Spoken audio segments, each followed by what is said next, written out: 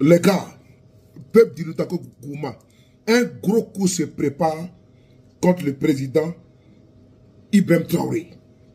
Un gros coup se prépare contre le président Assimi Goïta et le président Abdourahmane Tchani. Ils n'ont pas encore fini. Comme on vous dit tous les jours, l'AES, restez debout. Les gens pensent que c'est du jeu. Choguel Maïga, pour faire des révélations encore. Le plan commun pour déstabiliser et pour déséquilibrer l'AES au niveau économique, au niveau sécuritaire, Choguel Maïga est en train de vous casser les papos. Écoutez, vous allez comprendre. Restez en alerte, parce que c'est pas bon. On écoute ensemble. Les agents, des officiels qui vont dans les réseaux pour dire que vous savez, au Mali, au Burkina, là, ça ne va pas là-bas parce qu'il y a longtemps qu'on n'amène pas des militaires chinois en stage.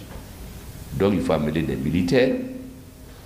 Et quand les militaires vont, il faut recruter parmi eux des gens qui vont faire leur jeu. Ça, c'est un haut gradé qui dit ça devant les sénateurs. Et vous savez que séance tenante, on a dégagé 30 bourses. Je connais les pays où ils les ont donnés. Donc c'est des futurs militaires qui vont faire leur jeu. Est-ce que vous imaginez ça? Où des gens vont s'asseoir dans les médias. Le Niger, le Mali, le Burkina, ça ne pourra plus aller comme avant. Maintenant, là, il faut laisser les anciennes méthodes. Il faut chercher à éliminer les dirigeants. Des gens vont s'asseoir dans les médias pour dire qu'il faut chercher à liquider physiquement des dirigeants. J'ai dit au ministre de la Défense, recenser tous ces gens-là qui parlent, tous ceux qui vont le dire dans les médias là, recensez-les tous. Parce que c'est officiellement qu'ils viennent dire qu'il faut porter atteinte physiquement aux dirigeants des pays de l'AES. Ils croient qu'ils blaguent, nous ne blaguons pas. Ça, c'est des choses concrètes. Mais pourquoi tout ça? Pourquoi ne pas venir parler seulement avec nous? Partagez la vidéo.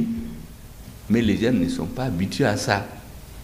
Vous avez entendu dans le discours de Assimi Goïta, on l'a appelé d'Europe pour lui dire, celui-là là doit être président, Premier ministre, président de l'Assemblée. Mais il leur a dit que cette fois-ci là, c'est lui-même qui sera président. Maintenant le reste là, Abenyana Bokofe. Le président du Niger, quand ils avaient la crise, il y a un pays européen qui voulait venir faire la médiation. C'est le président français qui l'appelle.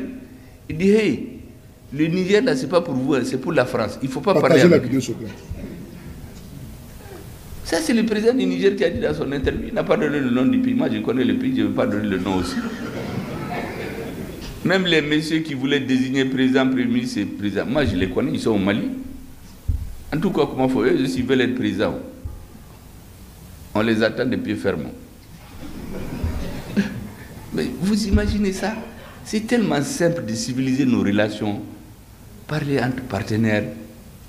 Au lieu de continuer à nous prendre comme des enfants, on fait le G5 Sahel.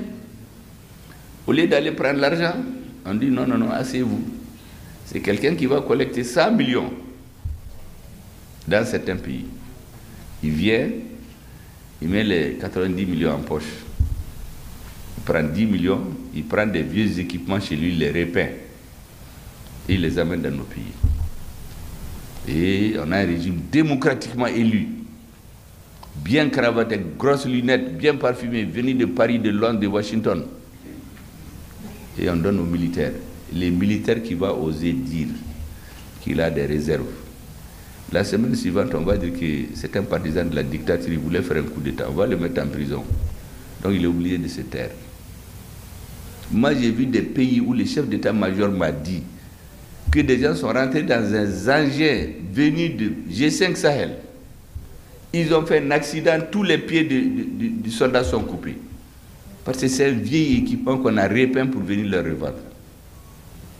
Le reste de l'argent est empoché. Mais si nos pays ont la chance d'avoir des dirigeants qui comprennent ça, et venez parler avec eux. Au lieu de continuer à nous menacer, les bagabaga là, c'est terminé.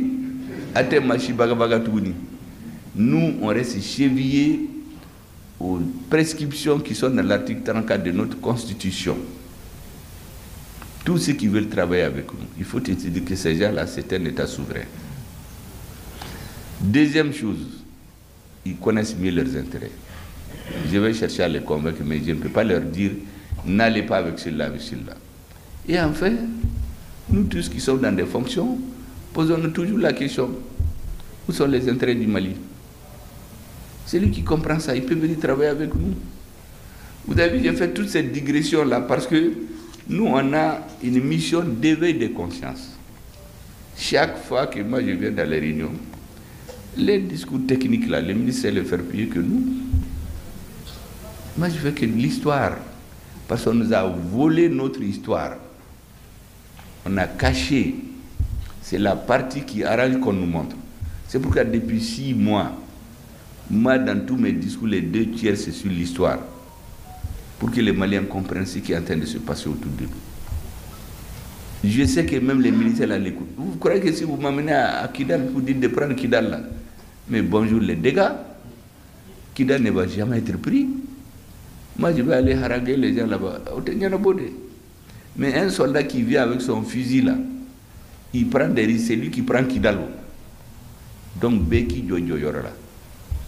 Donc si certains pensent que le président a fait hors sujet, il a fait exprès.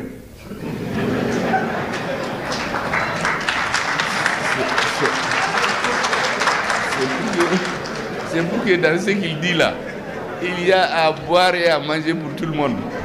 Certains vont aller dire qu'il parle trop.